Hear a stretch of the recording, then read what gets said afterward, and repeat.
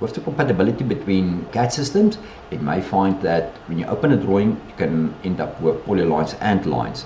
So that's the first thing I'm going to show you, how to convert lines and polylines to polylines, because it can be a PDF that you convert it to a drawing. That's if it's a vector PDF. So if I'm going to switch off the image in the background, I'm going to ask it just to show me some lines. I'm going to say OK. I'm going to select these lines. In my object properties, Caddie will confirm there's some lines and there's also polylines. So while it's selected, I can just right click and I'm going to ask Caddie to go to make and say make polylines from line arcs and polylines. So if I now say Ctrl A, Caddie will confirm they are all polylines.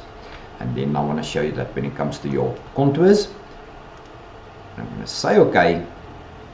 Have a look and see that if I'm going to zoom in over here, it's actually an existing command I'm going to show you now.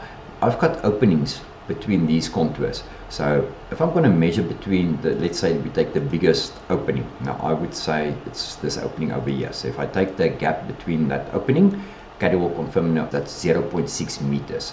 So the command I'm going to reintroduce to you is under modify. We go down to lines and then there's an option that says make polylines from line and arcs. But in this dialog, we can ask Caddie for a maximum gap. So my selection is going to be rectangle. I'm going to say use original color. My pattern for new objects is going to be current. And then as you can see, I'm going to give it a maximum of 0.8 because I've measured 0.6. So as soon as I'm going to say OK, Caddie will ask me indicate the diagonal corners. So now I just need to make sure that my selection box is inside the vicinity of those openings. As you can see, all 4 of them are covered inside. And as soon as I'm going to left click, it fixes the connections.